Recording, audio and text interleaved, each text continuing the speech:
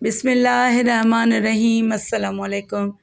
جب قاضی ابن ارسطو نے شاریہ کو امیر زنجار کی طرف سے شادی کا پیغام دیا تو وہ کچھ دیر کے لیے ساکت ہو کر رہ گئی۔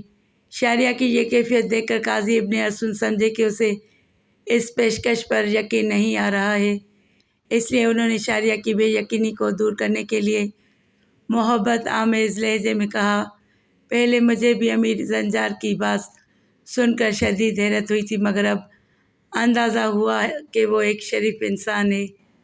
استاد محترم کی زبان سے امیر زنجار کی تعریف سن کر شاریہ سنبھل گئی اور انتہائی ادب کے ساتھ عرض کرنے لگی، امیر زنجار، فرشتہ صفت ہی کیوں نہ ہو، شادی میری زندگی کا مقصد نہیں ہے۔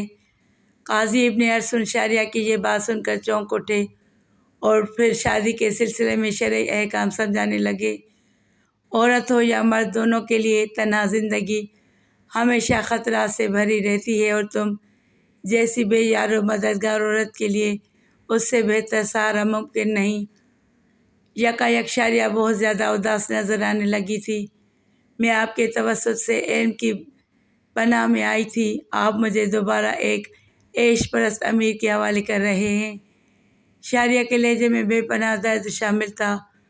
اگر امیر زنجار اتنا ہی شریف النفس انسان ہے تو مجھے اپنی بیٹی کیوں نہیں بنا لیتا؟ اگر کسی کو میری غربت کا اتنا ہی احساس ہے تو میری کفالت کے لیے وظیفہ مقرر کیوں نہیں کر دیتا؟ یہ سب نفس کے بندے ہیں جو لباس بدل بدل کر دنیا کو فریب دیتے رہتے ہیں۔ شاریہ کی حقیقت پسندانہ گفتگو سن کر قاضی ابن ارسطو شدید حیرت میں مبتلا ہو گئے۔ اگر آپ کے مدرسے کی زمین بھی مجھ پر تنگ ہو گئی ہے تو میں آج ہی یہاں سے چلی جاؤں گی۔ یہ کہتے کہتے شاریہ کی آنکھوں میں آنسو آ گئے۔ یہ منظر دیکھ کر قاضی ابن ارسطو مضطرب ہو گئے اور شاریہ کے سر پر ہاتھ رکھتے ہوئے بولے، تم میری بیٹی کی طرح ہو، نہ میں تمہیں مجبور کر سکتا ہوں اور نہ اس مدرسے کی زمین تم پر تنگ ہو سکتی ہے۔ پھر جب امیر زنجار دوبارہ مدرسے میں آیا تو قاضی ابن ارسطو نے بہت نرم لہجے میں شاریہ کا اندیہ ظاہر کر دیا کہ وہ کسی امیر سے شادی کرنا نہیں چاہتی۔ امیر زنجار کے ہونٹوں پر ایک عیار مسکراہٹ ابھر آئی اور وہ ایک ایک لفظ پر زور دیتے ہوئے بولا، آپ گواہ رہیں کہ میں نے ایک غمزدہ اور بے سہارا عورت کا بھلا چاہا تھا۔ یہ کہہ کر امیر زنجار جانے کے لیے کھڑا ہو گیا۔ قاضی ابن ارسطو نے اسے رخصت کرتے ہوئے کہا، حق تعالیٰ انسان کو حسن نیت کا صلہ ضرور دیتا ہے۔ اپنے منصوبے میں ناکام ہو جانے کے بعد امیر زنجار کو شیطان نے نئے انداز سے ورغلایا۔ پھر اس نے ایک اور خوفناک چال چلی اور اس علاقے کے چند غریب لوگوں سے ملا جہاں قاضی ابن ارسطو کی درسگاہ تھی۔ پھر اس نے کچھ غریب طالب علموں کو بھی اپنا ہم نوا بنا لیا کہ ضرورت پڑنے پر وہ لوگ قاضی ابن ارسطو کے خلاف گواہی دیں گے۔ ان تمام نادار لوگوں کو امیر زنجار نے پیسے دے کر خریدا تھا۔ اپنا دوسرا شیطانی منصوبہ ترتیب دینے کے بعد امیر زنجار ایک دن سلطان نور الدین محمود زنگی سے تنہائی میں ملا۔ پہلے اس نے سلطان عادل کی شان میں ایک طویل قصیدہ پڑھا، بے شک ہم گمراہ تھے مگر آپ نے ہمیں ہدایت کی راہ دکھائی۔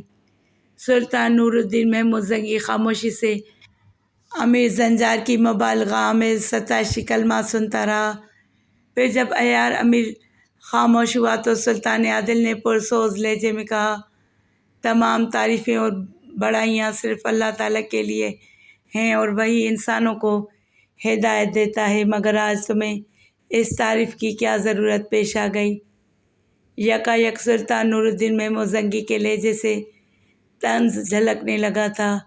سلطان کی ذہانت و فراست نے اندازہ کر لیا تھا کہ امیر زنجار کی یہ خوش آمدانہ گفتگو بے سبب نہیں ہے، یقیناً وہ کوئی خاص مقصد لے کر آیا ہے۔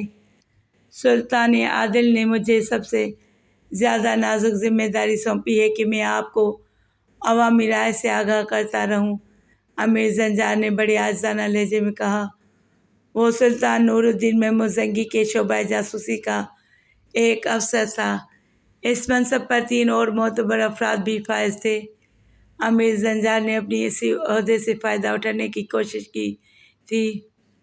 میں جانتا ہوں تم اپنا مدح بیان کرو۔ سلطان نور الدین محمود نے پرجلال لہجے میں کہا، قاضی ابن ارسطو کی وجہ سے کچھ لوگوں میں بدگمانیاں پیدا ہو رہی ہیں۔ آخر بہت سوچ سمجھ کر امیر زنجار نے اپنی پہلی چال چل دی اور سلطان نور الدین محمود کے چہرے پر اپنی چال کا رد عمل تلاش کرنے لگا۔ کیسی بدگمانی! ایک لمحے میں سلطان عادل کے چہرے کا رنگ بدل گیا۔ کیا کوئی مذہبی معاملہ ہے؟ مذہب سے اس کا تعلق ہے بھی اور نہیں بھی۔ امیر زنجار لفظ چبا چبا کر بول رہا تھا۔ عام طور پر یہ طرز گفتگو عیاری اور شرارت کا غماز ہوتا ہے۔ مقامی لوگوں اور کچھ طالب علموں کو قاضی صاحب کے اس عمل پر اعتراض ہے کہ انہوں نے اپنی درسگاہ میں ایک خوبصورت کنیز کو رکھا ہے جہاں ان کا ایک شاگرد اور آپ کا مصاحب خاص یوسف صلاح الدین اس کنیز سے ملنے کے لیے بلا ناغہ آتا ہے۔ محلے کے لوگ آپ کے رعب و جلال کی وجہ سے خاموش رہتے ہیں، ورنہ حقیقت یہ ہے کہ اس سے منصب قضا بھی بدنام ہو رہا ہے اور دینی درسگاہ کا قدر بھی، اور سب سے بڑھ کر یہ کہ سلطان عادل کے دور اقتدار میں یہ ناانصافی کیوں؟ امیر زنجار کی گفتگو سن کر سلطان نور الدین محمود کے چہرے پر فکر و تشویش کا رنگ ابھر آیا۔ امیر زنجار کے خیال کے مطابق اس نے قاضی ابن ارسطو کی بے داغ قبا کے دامن میں ایک انگارہ ڈال دیا تھا۔ پھر اس انگارے کو دہکانے کے لیے امیر زنجار نے اپنے غلیظ دامن کو ہوا دینے کی کوشش کی۔ ابھی تو کچھ لوگ سرگوشیوں میں باتیں کر رہے ہیں، کل یہی زبانیں سر عام کھلیں گی اور پھر دیکھتے ہی دیکھتے نکارہ بن جائیں گی۔ قاضی ابن ارسطو اور یوسف بھی دست انصاف کی پہنچ سے دور نہیں ہیں۔ سلطان عادل کے لہجے سے جلال ایمانی جھلک رہا تھا۔ جب عدالت عالیہ ہم سے باز پرس کر سکتی ہے تو کوئی شخص بھی قانون سے بالاتر نہیں، چاہے وہ کتنا ہی محترم ہو۔ سلطان نور الدین محمود کی خلوت گاہ سے نکل کر وہ فتنہ گر امیر نجم الدین ایوب اور اسد الدین شیرکو کے پاس پہنچا اور اس نے اپنی چرب زبانی سے یہاں بھی آگ لگا دی۔ میں خود بھی عزت دار ہوں اور عزت داروں کو رسوائی سے بچانا اپنا فرض سمجھتا ہوں۔ نجم الدین ایوب اور اسد الدین شیرکو سے بات کرتے وقت امیر زنجار کا لہجہ بہت ہمدردانہ تھا۔ تمہارا جذباتی بیٹا اور نوجوان بھتیجا اس خوبصورت کنیز کے دام میں پھنس گیا ہے۔ امیر زنجار کے اس انکشاف پر نجم الدین ایوب اور اسد الدین شیرکو کی آنکھیں حیرت سے کھلی کی کھلی رہ گئیں۔ اپنے منصوبے کو کامیابی سے ہمکنار ہوتے دیکھ کر امیر زنجار کے فتنہ گر ذہن نے ایک اور کروٹ لی۔ اس میں یوسف کا کوئی قصور نہیں کہ وہ ابھی نوعمر ہے اور عورتوں کی چال کو نہیں سمجھتا۔ وہ ترکی کنیز بہت شاطر ہے۔ جب اسے یہ معلوم ہوا کہ یوسف قاضی ابن ارسطو کا شاگرد ہے اور پابندی سے مدرسے جاتا ہے تو شاریہ بھی تعلیم حاصل کرنے کے بہانے قاضی صاحب کی درسگاہ جا پہنچی۔ اس طرح دونوں کی ملاقات کے راستے میں کوئی رکاوٹ نہیں رہی۔ آپ حضرات خود ہی سوچیں، آج تک کسی کنیز نے تعلیم حاصل کی ہے؟ عورت کے ہر بال میں ایک فریب چھپا ہوتا ہے اور شاریہ سر سے پاؤں تک فریب ہے۔ اپنی نیک نامی کو بچانے کی فوری تدبیر کریں، ورنہ یہ معزز خاندان سلطان عادل کی نظروں سے گر بھی سکتا ہے۔ امیر زنجار نجم الدین ایوب کے گھر آگ لگا کر رخصت ہوا۔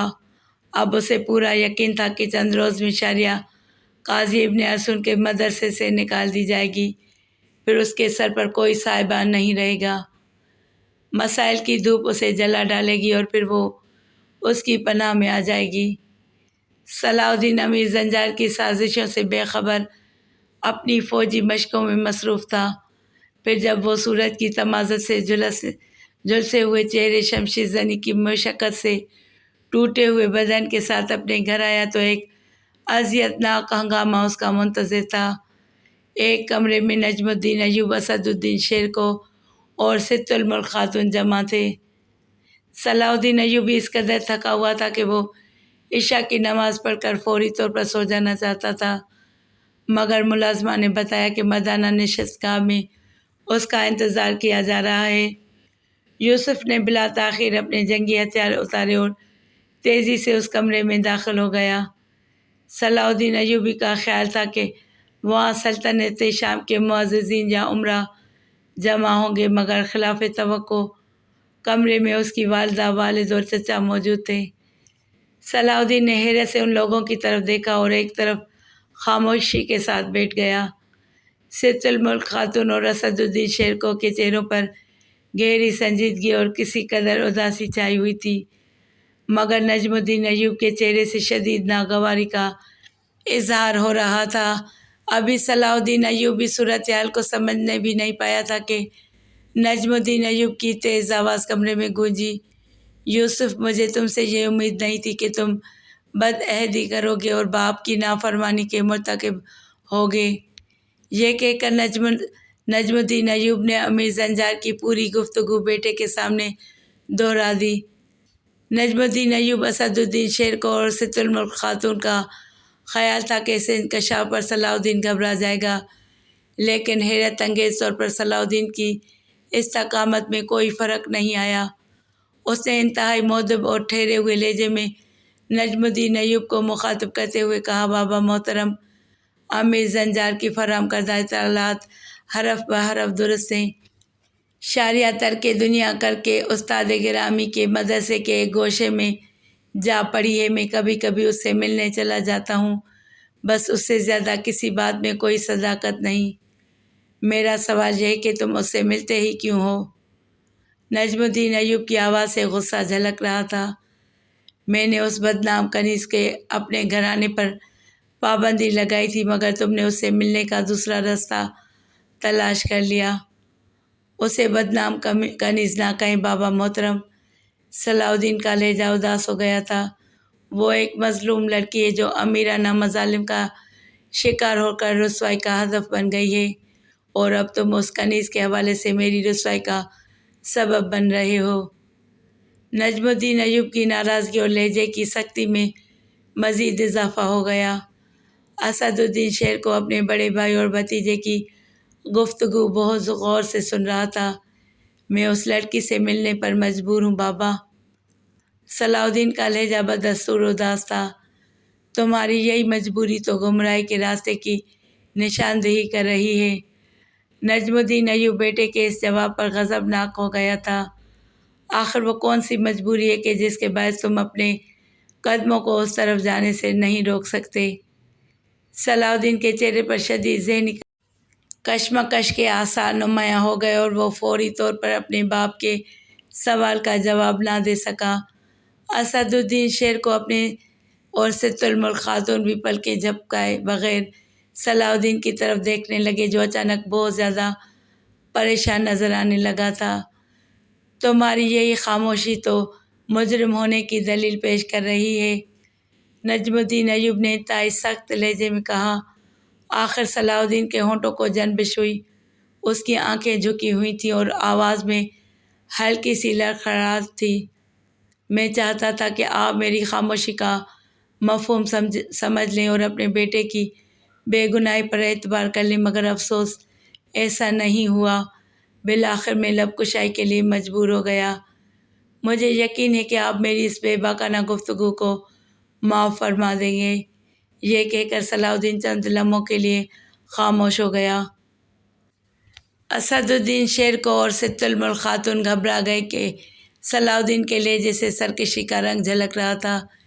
یہ تو بات کی بات ہے کہ تمہاری گستاخی کو معاف کیا جائے یا اس پر سزا دی جائے، پہلے تم اپنی مجبوری کی وضاحت کرو۔ نجم الدین ایوب کے لہجے سے وہی تندی اور تیزی اور ناراضگی تھی۔ صلاح الدین نے سر جھکائے ہوئے کہا، شاریہ حادثاتی طور پر میری محبت میں گرفتار ہو گئی ہے۔ اس محبت نے اسے قاضی ابن ارسطو کی درسگاہ تک پہنچایا تاکہ وہ خود کو کتابوں کے مطالعے میں گم کر دے اور سکون دل حاصل کر سکے۔ شاریہ کی بس ایک ہی خواہش ہے کہ میں کبھی کبھی اسے اپنا چہرہ دکھا دیا کروں۔ بس یہی وجہ ہے کہ میں جب بھی اس استاد گرامی کی خدمت میں حاضر ہوتا ہوں تو کچھ دیر کے لیے اس غمزدہ خاتون کے حجرے میں بھی چلا جاتا ہوں۔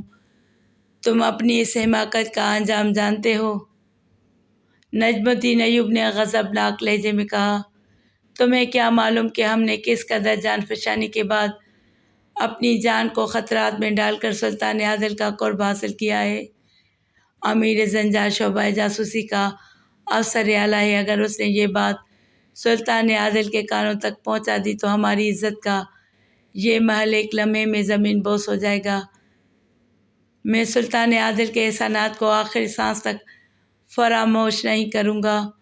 صلاح الدین نے سر اٹھایا، مگر عزت و ذلت تو اللہ تعالیٰ کے اختیار میں ہے۔ میں نے ایسا کوئی کام نہیں کیا جو میرے خاندان کی رسوائی کا سبب بنے۔ کیا تم اس کنیز کے پاس جانا نہیں چھوڑ سکتے؟ بیٹے کا جواب سن کر نجم الدین ایوب کچھ اور بھرم ہو گیا تھا۔ بابا محترم، میں شاریہ سے وعدہ کر چکا ہوں کہ جب تک زندہ ہوں اس سے ملنے آتا رہوں گا۔ اگر کسی انسان کو میرا چہرہ دیکھنے سے سکون کی چند سانسیں میسر آ جاتی ہیں تو یہ میرے لیے انتہائی خوشی کا مقام ہے۔ میں اسے خدمت خلق سمجھتا ہوں۔ صلاح الدین ایوبی کا جواب سن کر ست الملک خاتون اور اسد الدین شیرکو کے ہونٹوں پر مسکراہٹ ابھر آئی اور ان کے چہرے خوشی سے دمکنے لگے۔ اگر میں تمہیں حکم دوں کہ اس کنیز سے ملنا چھوڑ دو؟ نجم الدین ایوب کے لہجے میں وہی سختی تھی۔ اگر میں شاریہ سے وعدہ نہ کر چکا ہوتا تو بلا تاخیر آپ کے حکم پر عمل کرتا اور زندگی بھر اس پر قائم بھی رہتا۔ صلاح الدین نے باوقار لہجے میں کہا، میں آگ کی فطرت کو جانتا ہوں، یوسف اس کا کام جلانا ہے۔ بیٹے کا جواب سن کر نجم الدین ایوب کچھ اور غضبناک ہو گیا تھا۔ مجبوراً مجھے اس چنگاری کو بجھانا ہی پڑے گا۔ نجم الدین ایوب کے بگڑے ہوئے تیور دیکھ کر ست الملک خاتون اور اسد الدین شیرکو پریشان ہو گئے، مگر اسد الدین شیرکو نے مداخلت کرتے ہوئے پوچھا، برادر معظم، چنگاری کو بجھانے سے آپ کا کیا مفہوم ہے؟ میں اس فریب کار کنیز کو شام کے حدود میں رہنے نہیں دوں گا۔ نجم الدین ایوب کا غصہ بڑھتا ہی جا رہا تھا۔ میں سلطان عادل سے درخواست کروں گا کہ میرے خاندان کو اس فتنے سے نجات دلائی جائے۔ نجم الدین ایوب کے اس فیصلے پر صلاح الدین بے قرار ہو گیا۔ بابا محترم، اس سے پہلے کہ آپ سلطان عادل سے شاریہ کی شہر بدری کے لیے درخواست کریں، میں آپ سے التجا کرتا ہوں کہ اس مظلوم لڑکی پر اللہ کی زمین تنگ نہ کریں۔ قاضی صاحب کی درسگاہ میں اسے گوشہ عافیت حاصل ہے۔ اگر شاریہ وہاں سے نکال دی گئی تو پھر اسے کہاں پناہ ملے گی؟ وہ بہت معصوم اور غیرت مند لڑکی ہے۔ امیر ابن مرکم نے اس پر مظالم ڈھائے تھے، پھر آپ نے نتیجہ دیکھا، وہ کوڑ زدہ اسی بستی سے باہر پڑا ہوا ہے اور لوگ اس پر ترس کھا کر بھیک کی روٹی کے چند ٹکڑے ڈال جاتے ہیں۔ یہ سب ایک بے سہارا لڑکی کے دل آزاری کا نتیجہ ہے۔ برائے کرم اسے اس کے حال پر چھوڑ دیں۔